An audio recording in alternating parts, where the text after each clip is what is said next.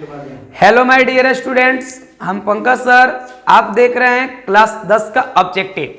My dear students, आप लोग देखने जा रहे हैं यहाँ पे चैप्टर 2 का यानी ऑब्जेक्टिव। आप लोग जो लोग नहीं देखे हैं प्लेलिस्ट में जाएं और प्लेलिस्ट में जाके देखें। प्लेलिस्ट में चैप्टर 1 का जो प्रकाश के परावर्तन है 10 क्लास का फिजिक्स का, उसमें पढ़ा दिया गया है, यानी 2 वीडियो है, पार्ट 1 और पार्ट 2। यह आपका वीडियो नंबर 3 है और चैप्टर यानी यूनिट 2 है। यूनिट 2 है। यूनिट 2 का वीडियो नंबर यहाँ पे आप 3 पढ़ने जा रहे हैं। एक वीडियो नंबर 1 और वीडियो नंबर 2 आपका ऑब्जेक्टिव में प्लेलिस्ट में है, जाके आप देख सकते हैं। चैप्टर नंबर 1 का यह आपका पढ़ाया गया है, 2 है। अब देखिए दूसरा चैप्टर का नाम है प्रकाश का अपवर्तन।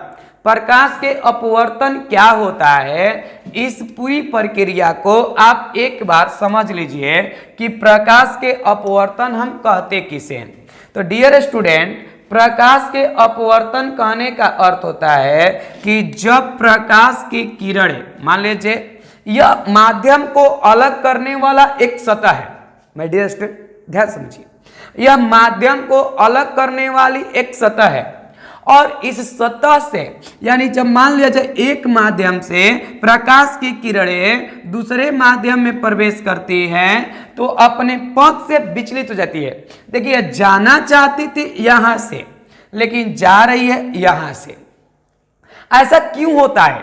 एक माध्यम से मान लिया जाए यह हवा है और यह मान लिया जाए पानी है, एज लाइक मान लिया जाए पानी है। तो जब एक माध्यम से दूसरी माध्यम में आई तो आखिरकार क्यों मुड़ गई? इसका कारण क्या है, रीजन क्या है? तो देखिए इसका रीजन एक ही जानिए कि प्रकाश का चाल अलग अलग माध्यम में अलग अलग होता है, जिसके कारण प्रकाश का अपवर्तन होता है। इस घटना को हम प्रकाश का अपवर्तन कहते हैं। जब प्रकाश की किरणें एक माध्यम से दूसरे माध्यम में प्रवेश करती है तो अपने पथ से विचलित हो जाती है और इस घटना को हम लोग प्रकाश का अपवर्तन कहते हैं। क्या कहते हैं? अपवर्तन कहते हैं।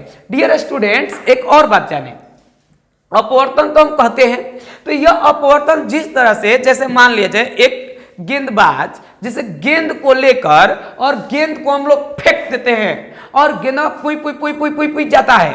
तो जब गेंद जाता है तो आप एक गौर कीजिएगा, जहां से उसका स्पीड कम होता है वहां से नीचे की ओर मुड़ने लगता है, जहां से स्पीड कम वजह से नीचे मुड़ने लगता है। तो उसी प्रकार से हवा में प्रकाश का चाल ज्यादा है, इसलिए हवा में आ रही थी पुई पुई पुई, यहां से जा रही थी, लेकिन पानी में प्रवेश की तो प्रकाश का चाल घट गया।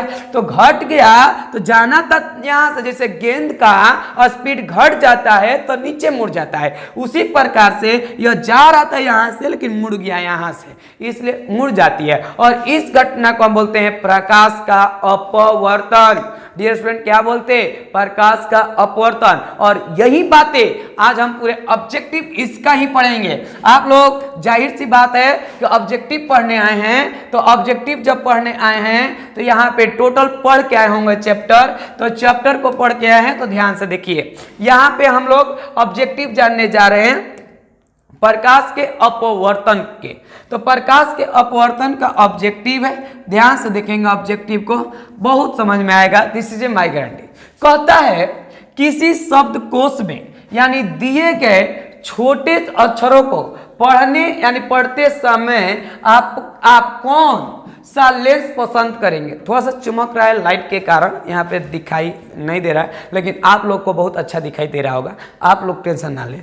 यहाँ पे ध्यान से समझिए, बोलता है कि किसी शब्दकोश को, माने कोई भी शब्द है और शब्दकोश में दिए गए अक्षर छोटे को पढ़ते समय आप कौन सा लेंस पसंद करेंगे? देखिए जब भी छोटे अक्षर हैं और उसे हमें बड़ा करना है तो फिक्स एक उत्तल लेंस ही लगाएंगे। काहे कि बड़ा प्रतिबिंब जो देता है उसका नाम है उत्तल लेंस। फिक्स है कि उत्तल लेंस ही लगाएंगे। चलिए देखते हैं पहले उत्तल लेंस इसमें है कि नहीं। तो देखिए उत्तल लेंस वाले दो ऑप्शन है, एक उत्तल लेंस यहाँ है, एक उत्तल लेंस यहाँ है। अब बात आती है कि हम 50 सेंटीमीटर वाला लें कि 5 सेंटीमीटर वाला लें। कहता है कि कौन सा पसंद करेंगे, 50 सेंटीमीटर वाला या 5 सेंटीमीटर वाला। माय डियर स्टूडेंट ध्यान से समझिए, दोनों का P निकाल लीजिए। P बराबर होता है 1/f, यानी एक का हो जाएगा 1/5। अब मान लीजिए दूसरा का भी यही निकाल रहे हैं 1/50। तो जब 1/50 लेंगे और 1/f लेंगे तो देखिए यह आपका मान लिया जाए हम यहाँ पे भाग देंगे तो 5 से जब 1 में भाग देंगे तो आपका मान लीजिए 100 आया, तो 0.0 और 5 से भागा देंगे तो 20 बार में, यानी कट जाएगा, यानी 20 × 100 तो 0.02 आएगा इसका क्षमता। लेकिन 50 से जब भाग देंगे तो बहुत ज्यादा आएगा। तो यहाँ पे यही बातें हैं, 50 से जब भाग देंगे तो बहुत छोटा मान प्राप्त होगा। कितना मान प्राप्त होगा, तो 50 से भाग देंगे तो 0. यहाँ पे 20 मान लीजिए गया 0. यानी 0.2 हो जाएगा, 0.02। तो यहाँ पे ऐसे 50 से भागा दे दीजिए 1 में, तो 1 में भागा दीजिएगा तो 0 पॉइंट बैठाएंगे, एगो 0, फिर पॉइंट बैठाएंगे, एगो 0, 50 दूना के 100, 0.02। लेकिन यहाँ पे अगर आप 5 से भागा देंगे तो 5 से, यह 1 में भागा दे रहे हैं 5 से, तो 5 से भागा देने पर आपका आएगा 0.0 बैठाएंगे, यहाँ पे आ जाएगा 10, 5 दूना के 10, 5 दूना के 10। अब बताइए इसको भागा दिए तो आया 0.2 और इसको भाग दिए तो आएगा 0.02। अब बताइए ई ज्यादा बड़ा है कि ई ज्यादा बड़ा है, आप ही बताइए। तो यह आपका ज्यादा बड़ा है, इसका क्षमता ज्यादा है, 0.2 का क्षमता ज्यादा है और 0.02 का क्षमता कम है। इसलिए आपका हम 5 सेंटीमीटर वाला ही लेंगे, यानी this is a right answer c, 5 centimetre focus दूरी वाले उत्तल लेंस को लिया जाएगा। कोई दिक्कत वाली बात है तो बोल लीजिए, नहीं दिक्कत है, चलते हैं आगे। डियर स्टूडेंट यहाँ पे क्वेश्चन नंबर 2 है। क्वेश्चन नंबर 2 क्या कहता है, क्वेश्चन नंबर 2 बोलता है कि कौन सा लेंस अपसारी लेंस भी कहलाता है। कौन सा लेंस है जिसे हम अपसारी लेंस भी कहते हैं। देखिए अप माने खुला, ठीक याद रखें, अप माने खुला, अभी माने बंद, अप माने खुला, अभी माने बंद। तो डियर स्टूडेंट यहाँ पे अगर हम बात करें तो यह एक प्रकार के उत्तल लेंस है, ठीक है, और यह एक प्रकार के अवतल लेंस है। यह उत्तल लेंस और यह एक अवतल लेंस। देखिए यह मुख अक्ष इसका भी है, इसका भी मुख अक्ष। यहाँ पे जब प्रकाश की किरणें जाएंगे तो ऐसे मुड़ जाती है, इस प्रकार से मुड़ती है, और यहाँ पे जब प्रकाश की किरणें ले जाएंगे तो इस प्रकार से मुड़ जाती है। तो यह फैलाने का काम कर रहा है और यह एक बिंदु पर एकत्रित करने का कार्य है। एक बिंदु पर जो एकत्रित करता है उसे अभिकेंद्र बोलते हैं, और जो फैलाने का काम करे उसे अपकेंद्र बोलते हैं। तो अपकेंद्र से बना है अपसारी और अभिकेंद्र से बना है अभिसारी। तो यहाँ पे क्या बात आ रही है, यहाँ पे बात आ रही है अपसारी, यानी किस लेंस को, कौन सा लेंस को अपसारी लेंस कहते हैं। तो देखिए फैला रहा है, तो फैला रही थी कौन लेंस है, अवतल लेंस है। तो this is a right answer, अवतल लेंस। यानी अवतल लेंस कहाँ है, तो सी, सॉरी ए, यानी अवतल लेंस होगा, ए में है इसलिए ए होगा यहाँ पे। This is a right answer. दूसरा क्वेश्चन तीसरा क्वेश्चन पे आते हैं। तीसरा क्वेश्चन क्या बोलता है, बोलता है एक उत्तल लेंस की फोकस दूरी 20 सेंटीमीटर है तो लेंस की क्षमता क्या होगी।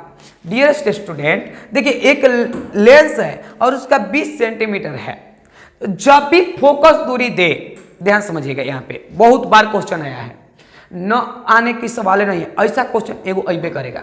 जहां 20 सेंटीमीटर बात बोल रहा है तो यहाँ पे अगर क्षमता की बात किया जा रहा है तो P उत्तल लेंस है तो फिक्स है कि प्लस में होगा। तो यहाँ पे सेंटीमीटर जब होता है तो सूत्र होता है 100/f, यानी P बराबर 100/f। सेंटीमीटर में जब दिया हो तब, मीटर में जब होगा तो 1/f लेंगे, और सेंटीमीटर तो 100/f। तो P बराबर 100 एफ का मान दिया है फोकस, एफ माने फोकस दूरी का मान दिया है 20, तो 20 से भागा देंगे, P बराबर 20 पाछे 100, 20 पाछे 100 यानी 5 डाइऑप्टर, इसे बोलेंगे 5 डाइऑप्टर। देखिए, और वो भी प्लस में, प्लस का है क्या है कि उत्तल लेंस जो है, उत्तल लेंस का फोकस प्लस में होता है, इसलिए प्लस, तो प्लस 5 डाइऑप्टर यहां दिया है, तो यह आंसर हो जाएगा सी 5 डाइऑप्टर। कोई दिक्कत वाली बात नहीं। सॉल्यूशन करके लीजिए ऑब्जेक्टिव, राइट लीजिए, इस बुक में गलती दिया है या सही दिया है वो आप मिलाते रहें, जो हम बता रहे हैं वह सही है। यह बुक बहुत गलती लिखता है, माने कोई भी प्रकाशन वाला है गलती लिख देता है, बहुत सारा गलती लिखने का उसकी मजबूरी है। क्या करता है प्रकाशन वाला, एक ही विषय के मास्टर से पूरा सब्जेक्ट लिखवाता है। अब वो तो स्पेशलिस्ट है नहीं, तो क्या करेंगे, गलती लिख देते हैं, तो वह क्वेश्चन सही रहता है, लेकिन उसमें क्या होता है कि आंसर गलती कर दिया जाता है। अब देखिए ध्यान से, यहाँ पे बोलता है जब प्रकाश एक माध्यम से दूसरे माध्यम में जाता है तब अपवर्तन होता है। काहे अपवर्तन कहता है कि जब प्रकाश एक माध्यम से दूसरे माध्यम में जाता है तो अपवर्तन होता है। काहे, अभी शुरू में बताए हम कि क्योंकि प्रकाश का चाल अलग अलग माध्यम में अलग अलग होता है, जिसके कारण अलग अलग माध्यम में अलग अलग होता है, जिसके कारण यानी प्रकाश का अपवर्तन होता है। तो यहाँ पहले क्वेश्चन में लिखा है कि प्रकाश की चाल में परिवर्तन होने के कारण, दूसरा में बोला है प्रकाश की चाल में परिवर्तन नहीं होने के कारण, तीसरा में बोला है प्रकाश के रंग में, छोड़कर रंग से परिवर्तन से कोई मतलब है, एकदम नहीं मतलब है। तो this is a right answer, प्रकाश के चाल में परिवर्तन के कारण। कोई दिक्कत? देखते हैं हम लोग क्वेश्चन नंबर 4। क्वेश्चन नंबर 4 क्या बोलता है कि लेंस में मुख्य फोकस की संख्या कितनी होती है। देखिए, लेंस जो भी है उत्तल हो चाहे अवतल हो, यह लेंस है, तो लेंस के एक फोकस तो यहाँ पे होता है F1 इसे बोलते हैं, और एक फोकस यहाँ होता है F2 होता है। तो लेंस में कितने फोकस होते हैं? 2। कितने फोकस होते हैं? 2। तो कहता है लेंस में मुख्य फोकस कितने होते हैं, तो आंसर मारिए 2। कितने होते हैं? 2। यह उत्तल है, अवतल में भी 2 होंगे, अवतल में भी क्या होंगे? 2। एक यहाँ पे मान लिया जाए F1, एक यहाँ पे मान लिया जाए F2, तो F1 और F2 दो को हो गए, तो इसलिए आंसर होगा 2। अगला क्वेश्चन 5 नंबर कहता है, 5 नंबर प्रश्न, प्रकाश के अपवर्तन के कितने नियम होते हैं। देखिए, प्रकाश के अपवर्तन के नियम पूछे तो वो 2 गो, और प्रकाश के परावर्तन के नियम पूछे फिर भी 2 गो, तो this is a right answer, 2 होगा। यानी प्रकाश के अपवर्तन के 2 नियम भी होते हैं और प्रकाश के परावर्तन के भी 2 नियम।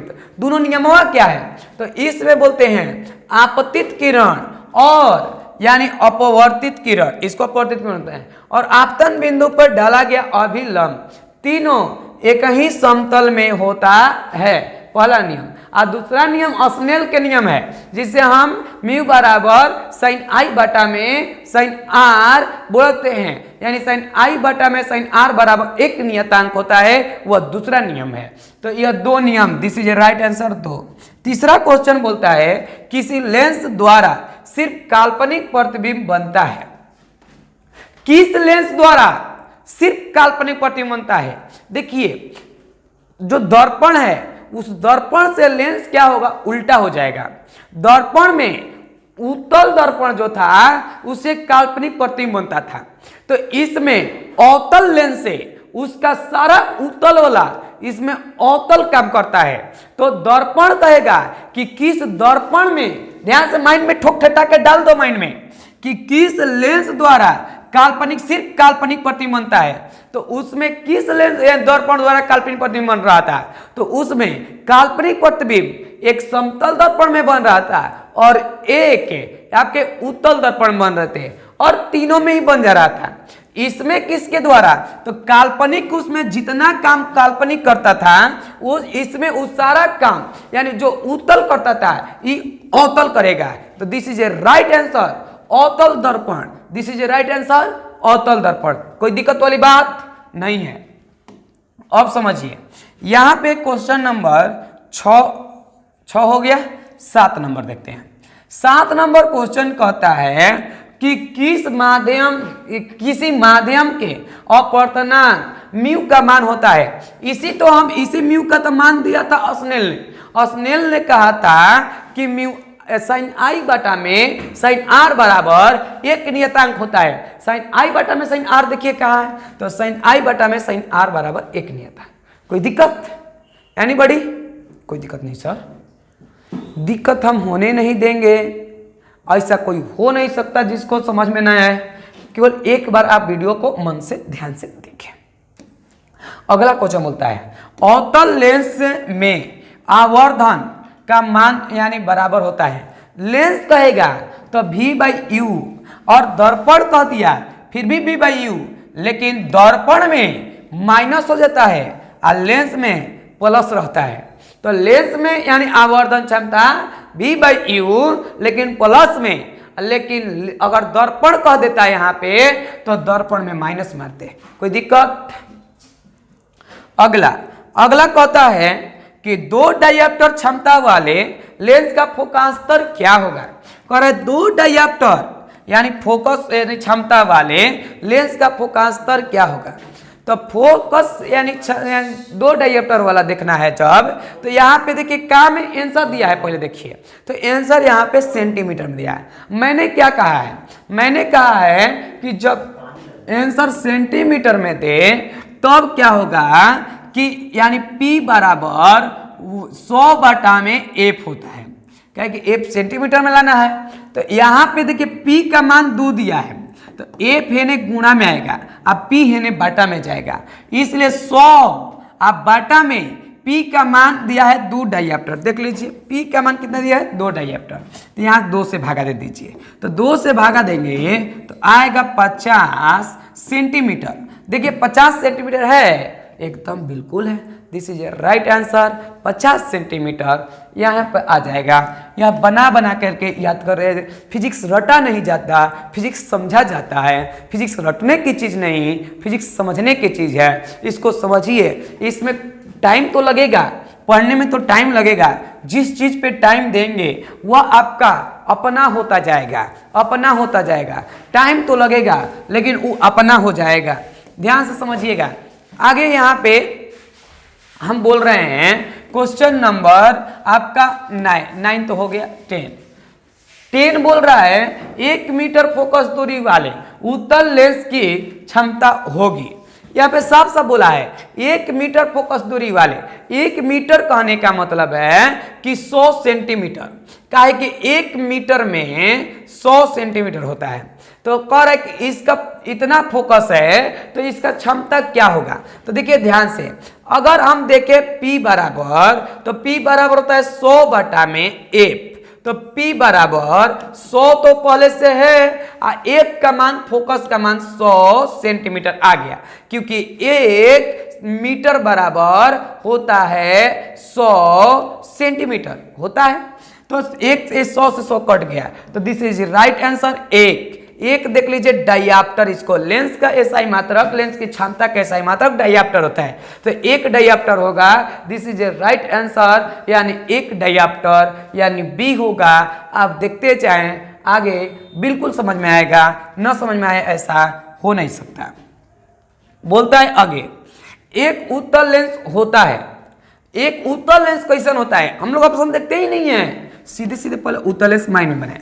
यह उत्तल लेंस एक ऐसा लेंस है जिसके दोनों किनारों का भाग पतला और बीच का भाग मोटा होता है। जिसके दोनों किनारों का भाग, यानी दोनों किनारों का भाग पतला और बीच का भाग मोटा हो, उसे उत्तल लेंस कहते हैं। तो डियर स्टूडेंट, उत्तल लेंस यानी किनारों के भाग पतला, बीच का भाग मोटा।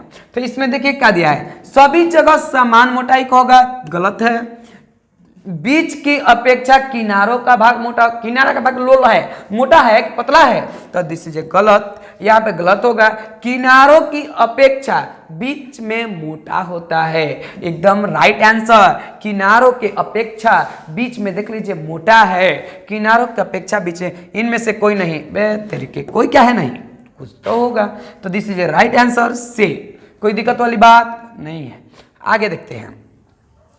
आगे बोलता है क्वेश्चन नंबर 12 कहता है किसी बीम माने वस्तु, बीम बोले तो वस्तु, बीम माने वस्तु, तो बीम माने वस्तु, तो कहता है कि किसी बीम का वास्तविक तथा समान आकार का यानी प्रतिबिंब प्राप्त करने के लिए बीम को उत्तल लेंस के सामने कहां रखा जाए। ध्यान समझिए, कह रहा है कि वास्तविक प्रतिबिंब प्राप्त करना है। कौन प्रतिबिंब प्राप्त करना है? वास्तविक। और ये भी बात कर रहा है कि आकार यानी समान आकार का प्रतिबिंब प्राप्त करना है। जितना बड़ा वस्तु है उतना ही बड़ा प्रतिबिंब ही प्राप्त होना चाहिए। तो ऐसा आकार के लिए हमारा क्या होगा? तो ऐसे आकार के लिए हम जो भी लेंस होगा, लेंस के अगर दुगनी दूरी पर रख देते हैं, लेंस के अगर दुगनी दूरी यानी वक्रता केंद्र पर रखते हैं तो बराबर दिखाई देगा। कैसा दिखाई देगा? बराबर। पहले देखिए, लेंस के मुख्य फोकस पर अगर हम फोकस पे रखेंगे तो वह अनंत पे बनेगा, न कि बराबर बनेगा, और वो बहुत यानी छोटा हो जाएगा। यहाँ पे समझिए, बहुत बड़ा बन जाता है अनंत पे। फोकस यानी फोकस दूरी की दुगनी दूरी पर, फोकस दूरी की दुगनी दूरी पर ही सही है। अनंत पे रखेंगे तो यानी फोकस पे बन जाएगा। इसलिए यह जो गलत है, तो लेंस के प्रकाश के केंद्र और मुख्य फोकस के बीच नहीं, यहाँ पे तो रखा ही नहीं जाता। बराबर बनना अगर होगा तो लेंस यह है अगर, तो इसके दुगनी दूरी माने वक्रता केंद्र पर रखेंगे तो वह बराबर बनेगा, और बराबर भी बनेगा और समान भी बनेगा। वह जितनी वस्तु की बड़ी आकार होगी उतना ही बड़ी आकार के प्रतिबिंब प्राप्त होगा। समझ में आ रही है? अब देखिए ध्यान से, यहां पे आगे की ओर हम लोग चलते हैं। क्वेश्चन आपका यानी 13 नंबर क्वेश्चन क्या बोलता है? 13 नंबर बोलता है कि प्रकाश के अपवर्तन के यानी दूसरा नियम को खोज कब हुआ था? देखिए, प्रकाश के अपवर्तन के दूसरा नियम का खोज यानी स्नेल ने किया था। प्रकाश के अपवर्तन के द्वितीय नियम का खोज किसने किया था? स्नेल ने किया था। और कब किया था? तो 1621 ईस्वी में किया था। 1621 ईस्वी में किया था। और किसने किया? स्नेल ने किया। किसने किया? स्नेल ने किया। माइंड में डाले, सेटअप करें। आप लोग भी इधर आके बैठ जाइए, आगे बढ़ जाइए, काहे पीछे बैठते हैं? लोले है तो लोग। देखिए ध्यान से, हाला गुला ना करो, सीधे सीधे चुपचाप बैठना है खाली और समझते रहना है। आप लोग भी पीछे से आकर सब जगह खाली है, वो वहां इधर से देखिए, इधर से पढ़िए। अब देखिए आगे की ओर हम लोग बोलता है कि दो माध्यम के यानी सीमा पृष्ठ पर एक प्रकाश किरण लंबवत अपतित होती है तो अपवर्तन कोण क्या होगा? डियर स्टूडेंट, ध्यान समझिए कि इस क्वेश्चन को एकदम माइंड में सेटअप करना है। कह कि दो माध्यम को सीमा पृष्ठ पर यानी सीमा, जैसे मान लीजिए यह एक सीमा पृष्ठ हो गया, मतलब एक सतह का दो माध्यमों को अलग करने वाली एक सतह है, एज लाइक। तो यह एक अलग सतह है, सीधा सीधा पढ़ते हैं, यह एक अलग सतह है। तो सतह, तो प्रकाश किरण इस पे लंबवत पड़ जाती है। तो कहता है कि अपवर्तन कोण क्या होगा? आप लोग क्लास में बताया गया है कि जब प्रकाश किरण लंबवत होती है तो यानी बिना विचलन के सीधे निकल जाती है, यानी उसका अपवर्तन कोण कुछ नहीं होता, 0 डिग्री हो जाता है। तो this is a right answer A, यानी 0 डिग्री उसका कोण बनेगा। कितना कोण बनेगा? 0 डिग्री। कोई दिक्कत वाली बात नहीं है। आगे समझिए, कहता है यदि आपतन कोण आई तथा अपवर्तन कोण आर हो तो कोणीय यानी कोणीय विचलन क्या होगा? देखिए, कोणीय विचलन कहने का मतलब है कि हमारा यानी डेल्टा का मान निकालना है। यहां पे ध्यान से समझिए, कोणीय विचलन में हम लोग यानी कोण आई माइनस कोण आर कर देंगे। कोण आई माइनस कोण आर कर देने से कोणीय विचलन निकल जाता है। जैसे मान लिया जाए यह एक चिकनी सतह है, इसको हम आपतित किरण बोलते हैं, और यहां से जो यानी बिना विचलन से यानी विचलित हो जाती है, ऐसे निकल जाती है अभिलंब की ओर मुड़कर, तो यह आपका यह आर हुआ और यह हमारा आई हुआ। तो कोणीय विचलन निकालना है कि कितना विचलित हुआ, इसका विचलन का मान, जैसे यहां से तो जा रहा था यह सीधे सीधे, तो विचलन कितना हुआ। तो अगर हम कोण आई में से कोण आर घटा देंगे, क्यों कोण आई में से कोण आर को ही घटाना है। देखिए अगर इसको हम सीधा पाते हैं, ठीक है, तो यह कोण इस कोण के बराबर होता है, यह कोण इस कोण के बराबर होगा शीर्षाभिमुख कोण से। आमने विमुख यानी आमने सामने के जिसका मुंह बराबर हो उसको शीर्षाभिमुख कोण कहते हैं। तो यह कोण माने कितना विचलित, यहां से यह इतना यहां आ गया, तो इस कोणवा यानी इस कोणवा में से आर को घटा दीजिएगा तो विचलनवा पता चल जाता है कि कितना विचलित तो हुआ। तो यानी this is a right answer b. कोई दिक्कत वाली बात नहीं, कोई घबराहट नहीं होनी चाहिए, सीधे सीधे समझते जाएं और आराम से समझें। यहां पे यानी आपका 16 नंबर क्वेश्चन आ चुका है। 16 नंबर कहता है कि जब प्रकाश की एक किरण दो माध्यमों को अलग करने वाली सतह पर लंबवत पड़ती है तो वह किरण, देखिए ध्यान से, उसमें बोलता है कि वो ही क्वेश्चन ये भी है, पीछे अभी हम लोगों ने पढ़ा यहाँ पे कि दो माध्यमों को अलग करने वाली सतह को, यानी माध्यम का चाहे पृष्ठ के, ये बातें की हैं, यानी पृष्ठ के किरण को लंबवत पड़ती है तो आपतन कोण बोला था, तो आपतन कोण 0 डिग्री हो जाता है। लेकिन यहाँ पे क्या बोला, यहाँ पे 16 नंबर क्वेश्चन बोला है कि जब प्रकाश किरण किसी एक यानी जब प्रकाश की एक किरण दो माध्यमों को अलग करने वाली सतह पर लंबवत पड़ती है तो वो क्या करता है। तो सतह पर जब लंबवत पड़ती है तो उस समय भी हम बताएं कि बिना विचलन के सीधे निकल जाता है। सतह पर जब भी लंबवत पड़ेगा तो बिना विचलन के, मान लीजिए यह आपका एक कांच का सिल्ली है, ठीक है, कांच के सिल्ली पर लंबवत पड़ती है, तो यह लंबवत जब पड़ती है तो बिना विचलन के सीधे प्रकाश की किरणें पार कर जाती है। देखिए कहीं यहाँ पे दिया ही होगा, यह कह रहा है कि अभिलंब से दूर मुड़ जाती है, बिल्कुल गलत दिया है, बिल्कुल गलत दिया है, अभिलंब के दूर मुड़ जाता है, गलत। बिना विचलन के यानी बिना मुड़े सीधे निकल जाती है, this is a right answer, बिना मुड़े सीधे निकल जाती है, यही आपका आंसर हुआ। दूसरा देख लेते हैं, अभिलंब की ओर मुड़ जाती है। देखिए ये भी बोला है अभिलंब से दूर मुड़ जाती है, अभिलंब की ओर मुड़ जाती है, दोनों गलत है, और सीधे निकल जाती है। 7 रंगों में व्यक्त गलत है, तो this is a right answer होगा। और यानी यहाँ पे बिना मुड़े सीधे निकल, कब, जब लंबवत पड़ती है तो, लंबवत पड़ती है तो। अगला क्वेश्चन देखिए, बोलता है कि तालाब के जल की गहराई कम मालूम पड़ने का कारण क्या है। प्रकाश के अपवर्तन के कारण ही तालाब की गहराई कम मालूम पड़ती है। जैसे हम तालाब के किनारे जाते हैं, हम लोग जाते हैं और देखते हैं, लगता है कि बड़ा कमे पनिया बा, वही में लगता है इसे पैरवा धो लेते, आप पैरवा धोवे के चक्कर में पैरवा ढेर गच्छ मानी चल जाता है।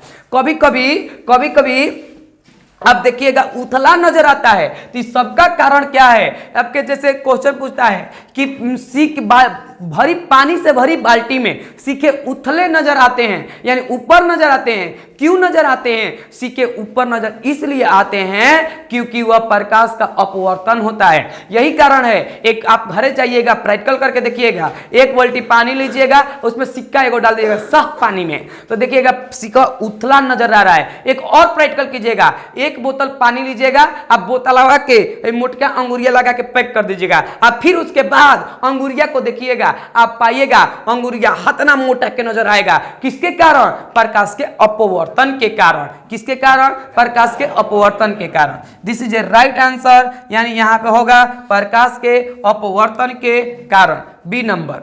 आगे हम लोग देखते हैं, आगे क्वेश्चन, यानी आगे क्वेश्चन हमारा है, इधर क्या हो गया, क्वेश्चन नंबर क्या है यहाँ 17। चलिए 18 नंबर देखते हैं। यहां से 18 नंबर क्वेश्चन बोलता है कि जब प्रकाश एक माध्यम से दूसरे माध्यम में जाता है तब अपवर्तन होता है। तो अपवर्तन क्यों होता है, बात आती है कि अपवर्तन क्यों होता है। मैंने वीडियो शुरू करते समय मैंने बताया है कि प्रकाश का अपवर्तन किसे कहते हैं। प्रकाश का अपवर्तन में बताया है कि जब प्रकाश की किरणें एक माध्यम से दूसरे माध्यम में प्रवेश करती है तो वह यानी अपने पथ से विचलित हो जाती है। इस घटना को प्रकाश के अपवर्तन कहते हैं। यह विचलित क्यों होती है मैंने बताया है वहां पे, अभी शुरू वीडियो अगर बीच से देख रहे हैं तो शुरू में जाके देखिए, वहां बताया है क्योंकि प्रकाश का चाल अलग अलग माध्यमों में अलग अलग होता है, जिसके कारण यानी प्रकाश के यानी पथ में विचलन हो जाता है। जैसे समझिएगा, मान लीजिए हम एक गेंद को लेके फेंक देते हैं, तो गेंद को जब फेंकते हैं तो स्पीड बराबर रहता है, तो सीधे सीधे गति करता है, पुन पुन पुन पुन पुन पुन सीधे जाता है। अब गति तो करता है, लेकिन एक बात जानिए कि जहां से उनका स्पीड कम होता है वही से नीचे की तरफ मुड़ने लगता है, और नीचे की तरफ मुड़ गया यानी वो अपन पथ को छोड़कर दूसरा पथ पे जा रहा है, यानी नीचे की तरफ मुड़ जाता है। यही कारण है कि यानी प्रकाश का विचलन हो जाता है। इसी को अपवर्तन, यही कारण है कि अपवर्तन होता है, क्योंकि अलग अलग माध्यम में प्रकाश का चाल अलग अलग होता है। हवा में अलग होता है, पानी में अलग होता है, कांच में अलग होता है, तरपीन में अलग होता है, यानी समय प्रकाश का चाल अलग अलग होता है। यही कारण है। यहां पे देख लीजिए, यानी दिया हुआ है यानी प्रकाश की चाल में परिवर्तन होने के कारण, this is a right answer, परिवर्तन के कारण ही होता है। अगला क्वेश्चन ध्यान से समझिएगा। क्वेश्चन बोला है इस क्वेश्चन को कि संघन माध्यम से यानी विरल माध्यम में प्रवेश करने पर आपतन कोण तथा अपवर्तन कोण में क्या संबंध है। देखिए ध्यान से समझिए, यहां पे बोलता है कि जब प्रकाश की किरणें हैं, ठीक है, और संघन माध्यम, तो यानी संघन माध्यम माने संघन माध्यम पहले समझिए और विरल माध्यम क्या होती है। संघन माध्यम कहने का मतलब कि दो माध्यमों के अपेक्षा जिस माध्यम में प्रकाश का चाल कम होता है उसे संघन माध्यम कहते हैं, और जिस माध्यम में प्रकाश का चाल अधिक होता है उसे विरल माध्यम कहते हैं। जैसे समझिएगा, यहां पे मान लिया जाए कि हमारा संघन माध्यम क्या है और आपका विरल माध्यम क्या है। तो संघन माध्यम और विरल माध्यम को हम जानने के लिए यहां से देखते हैं। देखिए मान लिया जाए यह एक माध्यम को अलग करने वाला सतह है, यहां पे हवा है और यहां पे पानी है, ठीक है, लेकिन यहां पे देखिए यह भी एक माध्यम है, ठीक है, और यह आपका पानी है और यह आपका मान लीजिए कांच है, दिस इज कांच, मान लीजिए यह कांच है, ठीक है। अब हवा में प्रकाश का चाल अधिक होता है, तो जब हवा से प्रकाश की किरणें आती है तो ये जाना चाहता था सीधे, लेकिन इसमें प्रकाश का चाल पानी में खट जाता है, इसलिए यह अभिलंब की ओर इधर मुड़ जाती है। ये अभिलंब इधर है इसलिए अभिलंब की ओर मुड़ जाती है। तो यह इसको हम बोलते हैं विरल माध्यम। क्या बोलते हैं? विरल माध्यम, क्योंकि पानी से हवा में प्रकाश का चाल अधिक है, और पानी को हम लोग बोलते हैं संघन माध्यम। संघन माध्यम, पानी को बोलते हैं संघन माध्यम। यहां पे समझिए, यही पानी, यहां पे पानी और कांच में तुलना किए तो यहां पे प्रकाश की किरणें ऐसे आई और आने के बाद फिर विचलित हुई और इस तरह से चली गई, यहां पे विचलित हुई और इस तरह से मुड़कर चली गई। इधर से हम बनाते हैं, अब देखिए ध्यान से, इधर से माने यह आपका सतह था, ऐसे आई और ऐसे चली गई, यह जाना चाहता था यहां से, यह आपका अभिलंब है, ठीक है। अब समझिए, ये पानी यहां पे हवा की अपेक्षा पानी में प्रकाश का चाल कम था इसलिए सघन था, लेकिन यहां पे कांच की अपेक्षा पानी में प्रकाश के चाल अधिक होता है इसलिए पानी यहां पे विरल है। क्या है? विरल है, लेकिन कांच क्या है? संघन है। क्या है? संघन है। यहां पे बात जानिए कि जब प्रकाश के किरणें विरल माध्यम से संघन माध्यम में जाती है तो अभिलंब की ओर मुड़ जाती है, अभिलंब की ओर मुड़ जाती है। अभिलंब की ओर मुड़ गई, एक मतलब कि आपतन कोण का मान ज्यादा और अपवर्तन कोण का मान कम, अपवर्तन कोण का मान कम। यानी यहां पे भी यह पानी यहां पे विरल माध्यम है और यह आपका संघन माध्यम है। एक मतलब कि यहां से अभिलंब की ओर मुड़ गई, एक मतलब हुआ कि इस आपतन कोण का मान ज्यादा है और अपवर्तन कोण का मान कम है। कब? जब विरल माध्यम से संघन माध्यम में जाएगा तब। लेकिन क्वेश्चन विरल से संघन में नहीं पूछा, क्वेश्चन पूछा है कि संघन से विरल में जाएगा तो क्या होगा। तो जब संघन से विरल में जाएगा तो देखिए यह एक माध्यम है, संघन माध्यम मान लिया जाए पानी ऊपर है, ठीक है, संघन है, और हवा जो है हमारा पानी ऊपर है। तो पानी तो ऊपर है लेकिन जो हवा है यह हवा हमारा नीचे है। तो यह संघन माध्यम हो गया और यह आपका विरल माध्यम हो गया। जब प्रकाश की किरणें यहां से आएगी, मान लीजिए यहां से आती है इस तरह से, तो आती है तो यह अभिलंब से दूर हो जाती है। अभिलंब से क्या होती है? दूर हो जाती है। क्यों दूर हो जाती है और क्यों नजदीक मुड़ जाती है? इसका भी कारण है। कारण क्या है कि जैसे मान लीजिए पानी में प्रकाश का चाल था आपका 2,25,000 किलोमीटर पर सेकेंड होता है। तो पानी में प्रकाश के चाल था तो था, लेकिन हवा में आया तो ऑटोमेटिक चाल बढ़ गया। जैसे एक फील्ड में गेंदा जाता है तो गेंदा टुकुरते जाता है तो जाता है, लेकिन कोई भी खिलाड़ी अगर उस पर और बॉल लगा देता है तो गेंदा वजह से उड़ जाता है। देखिए ऐसा कि गेंदा वजह से क्या हो जाता है? उड़ जाता है। यही कारण है कि यहाँ पे प्रकाश का चाल कम, यहां पे हवा में आया प्रकाश का चाल बढ़ गया, यानी अभिलंब से दूर हो गया। अभिलंब से दूर हो गया, अभिलंब से दूर हो गया, एक मतलब आपतन कोण से अपवर्तन कोण का मान ज्यादा हो गया। आपतन कोण से अपवर्तन कोण का मान अधिक होता है। लेकिन यहां पे एक बात और समझ ले कि यहां पे आपका अभिलंब की ओर मुड़ क्या जाता है, तो क्योंकि हवा में प्रकाश का चाल आपका ज्यादा होता है, अब पानी में प्रकाश का चाल कम होता है। तो जैसे मान लीजिए बॉल को हम बार बार बोल रहे हैं, बॉल को हम फेंकेंगे तो बॉल जाएगा, लेकिन एक निश्चित बिंदु के बाद नीचे की ओर मुड़ जाएगा। तो नीचे की ओर मुड़ जाएगा तो यानी जब स्पीड जहां से उसका कम होगा वहीं से नीचे मुड़ने लगेगा। उसी तरह से यह आ रहा था लेकिन यहां पर स्पीड कम हो गया, जिसके कारण यहां अभिलंब की ओर मुड़ गया, यानी नीचे की ओर मुड़ गया। कोई दिक्कत समझ में आ रहा है? तो यहां पे आपका बना हुआ है ऑब्जेक्टिव। ऑब्जेक्टिव में क्या बोला है? ऑब्जेक्टिव में बोला है कि यानी संघन माध्यम से विरल माध्यम में प्रवेश करने पर आपतन कोण अपवर्तन कोण में क्या संबंध है। तो आपतन कोण माने ऊपर वाला से नीचे वाला ज्यादा होता है। कब? जब संघन में से विरल में जाता है तब। अगर नहीं समझ में आया तो वीडियो को पीछे करके आगे करके 2 बार देखिए, समझ में आ जाएगा। यहाँ पे संघन माध्यम से विरल माध्यम जाता है तो आपतन कोण का मान कम, अपवर्तन कोण का मान ज्यादा, अपवर्तन कोण का मान बड़ा होता है। This is right answer c, अपवर्तन कोण का मान बड़ा होता है। This is right answer. अब कोई दिक्कत है तो बोल लीजिए। यह लड़कन का बड़ा कंफ्यूज करता है, इसको ध्यान से देखें, आराम से देखें। क्वेश्चन नंबर 20 को देखते हैं। क्वेश्चन नंबर 20 बोलता है कि जब प्रकाश से किरण हवा से कांच के यानी कांच के प्रिज्म की अपवर्तन सतह से यानी होकर प्रवेश करती हुई यानी दूसरे अपवर्तक सतह में की होकर बाहर निकल जाती है, तो कह रहा है तो वह मुड़ जाती है। इसका भी कारण देके और सटीक आंसर देंगे। ध्यान से आप समझ लीजिए एक बार में इसका क्वेश्चन के मतलब समझिए। क्वेश्चन क्या कह रहा है? कह रहा है कि मान लिया जाए यह एक कांच का प्रिज्म है, ठीक है, यह एक कांच का प्रिज्म है, इसका नाम ए है, इसका नाम बी है, इसका नाम सी है। तो इस कांच के प्रिज्म में एक प्रकाश की किरण किसी माध्यम से यानी कांच में प्रवेश कर गई। अब क्या होता है कि बाहर निकल गई।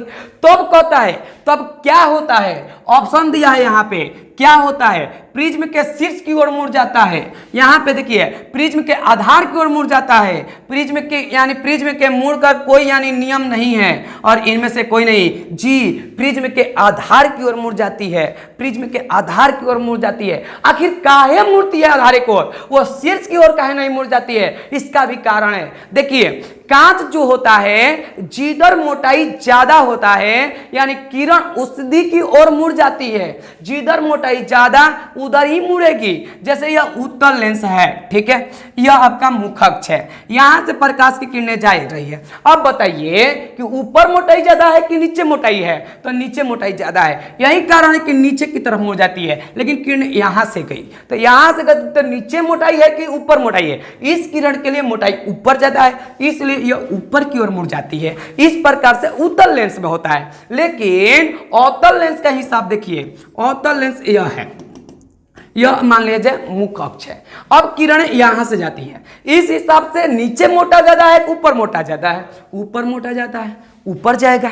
इस हिसाब से नीचे मोटा जाता है ऊपर, यहां से नीचे मोटा है इसलिए यहां जाएगा। जिधर मोटाई ज्यादा यानी प्रकाश की किरणें उधर ही मुड़ेंगे, इसलिए यहां पे आपका प्रिज्म में आधार की ओर मोटाई ज्यादा होता है, इसलिए यानी प्रिज्म में जो किरणें होती हैं आधार की ओर मुड़ जाती है, प्रिज्म में आधार की ओर मुड़ जाती है। This is a right answer, आधार की ओर मुड़ जाती है। कोई देखिए एक एक क्वेश्चन पे तो टाइम ले रहे हैं, लेकिन मंडवा में घुसा के मानेंगे, मंडवा में यानी ठोक ठेठा के डाल देंगे। एक बार खाली देख लीजिए, पूरा पूरा आप लोगों को याद होगा, इसमें न याद होने की सवाल नहीं है। केवल वीडियो को आप अच्छे से मन से देखिए। अब देखते देखते सूत मत जाइएगा, ना तो वीडियो को सूत जाएगा, काम खत्म। डियर स्टूडेंट, यहां पे बोलता है 21 नंबर क्वेश्चन, प्रकाश का अपवर्तन यानी किसको दर्शाता है? प्रकाश के अपवर्तन किसको दर्शाता है? तो कहता है कि यानी लांबिक दूरी को, निर्गत किरण को, इनमें से सभी को और प्रकाशीय भ्रम को। प्रकाश का अपवर्तन प्रकाशीय भ्रम को दर्शाता है, एक्चुअल में भ्रम पैदा कर देता है।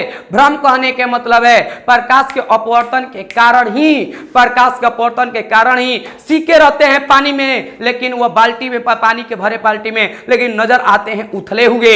यह भ्रम पैदा हो रहा है, एक्चुअल में वह ऊपर नहीं है।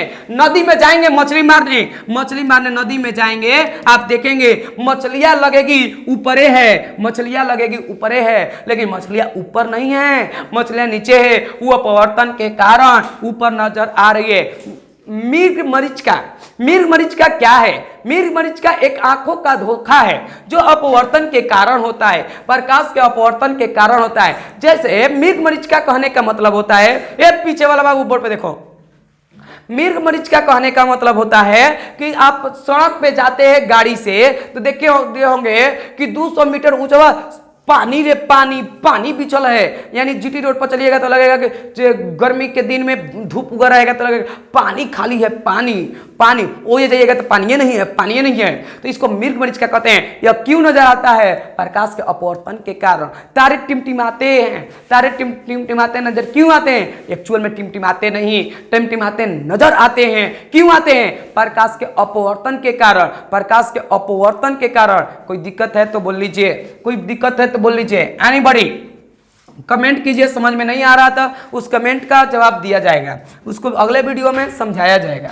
यहां पे देखिए ध्यान से, कहता है 22 नंबर क्वेश्चन कि निम्नलिखित में किसका उपयोग लेंस बनाने में यानी नहीं किया जाता है? लेंस बनाने के लिए नहीं किया जाता है। देखिए लेंस बनाने के लिए किसका उपयोग नहीं होता है? प्लास्टिक का किया ही जाता है। पानी एक प्रकार के लेंसे का काम करता है वायुमंडल में, जैसे कि जल के बूंदे हैं तो वह भी लेंस का काम कर जाते हैं। कांच भी लेंस का काम करता है। लेंस का काम कौन नहीं करेगा? पीतल लेंस का कभी काम नहीं करेगा। यह लेंस के लिए नहीं बना है, यह धातु है, और जो लेंस होता है वह धातु होता है। यहाँ पे this is a right answer, C. आगे देखते हैं, यह सी हो जाएगा। आगे 23 नंबर बोलता है कि निम्नलिखित में कौन सी वस्तु वास्तविक प्रतिबिंब यानी कौन सी वस्तु वास्तविक प्रतिबिंब बना सकता है? करे कौन सी वस्तु? तो वस्तु में बहुत सारा वस्तु है। देखिए एक कांच की समतल यानी समतल पट्टी है जिसे हम स्लैब बोलते हैं, दूसरा अवतल लेंस है, तीसरा उत्तल लेंस है, और आपका चौथा नंबर इनमें से कोई नहीं है। कह रहा है कि कौन सा इनमें से चारों वस्तु है? आई वस्तुओं में से कौन सा ऐसा वस्तु है जो हमारा आपका वास्तविक प्रतिबिंब बना सकता है? दर्पण वाले वीडियो में मैंने 50 बार चिल्ला चिल्ला के कहा है कि वास्तविक प्रतिबिंब सिर्फ अवतल लेंस ही, अवतल दर्पण ही बना सकता है। अवतल दर्पण ही वास्तविक प्रतिबिंब बनाता है। तो जो दर्पण में काम होता है वो लेंस में नहीं, उल्टा हो जाता है। उसमें जौन काम अवतल दर्पण कर रहा था, यहाँ पे उत्तल दर्पण काम करेगा।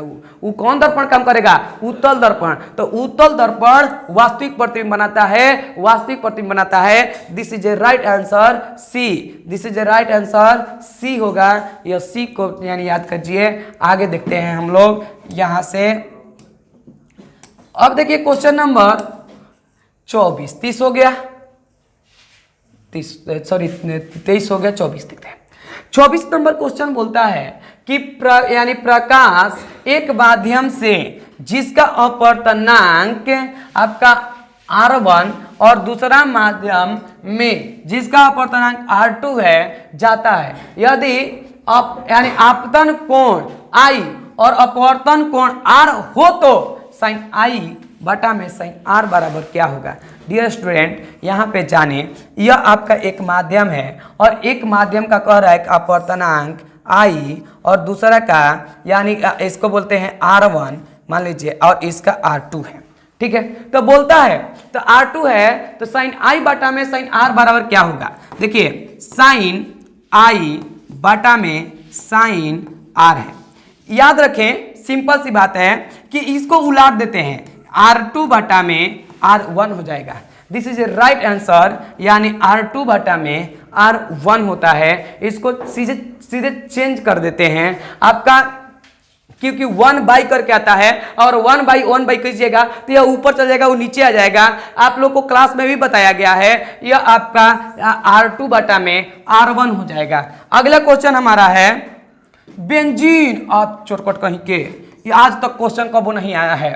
बोलता है बेंजीन का अपवर्तनांक कितना होता है। डियर स्टूडेंट, बेंजीन का अपवर्तनांक कांच के बराबर होता है। This is a right answer, D, यानी कांच के बराबर होता है। बेंजीन का अपवर्तनांक कांच के बराबर होता है, कांच के बराबर होता है। यहाँ पे देखिए अगला क्वेश्चन है खनिज नमक का, यानी म्यू माने अपवर्तनांक होगा, खनिज नमक का होता है 1.54। यह आप याद कर सकते हैं, याद पूरे चार्ट लिखवाया गया है अपवर्तनांक का, उस चार्ट को देखिए। यहाँ पे चार्ट होता है, आप लोगों की किताब में भी दिया हुआ है, 1 पॉइंट यानी 5-4 होता है। कोई दिक्कत? बहुत ज़्यादा लंबा वीडियो हो गया, ठीक है। यहाँ पे 26 तक हम लोग इस पार्ट में वीडियो, ये पार्ट 3 है, वीडियो लंबा हो जा रहा है, इसलिए हम लोग अगले वीडियो में मिलेंगे, यानी पार्ट 4 में क्वेश्चन नंबर 27 के साथ। आप लोग पूरे यानी देखिए, पूरे वीडियो देखिए, पूरे ऑब्जेक्टिव देखिए दिल की गहराइयों से। आप सबको बहुत बहुत धन्यवाद। हम फिर मिलते हैं अगले एपिसोड में। हम Pankaj sir, apex coaching centre Alampur.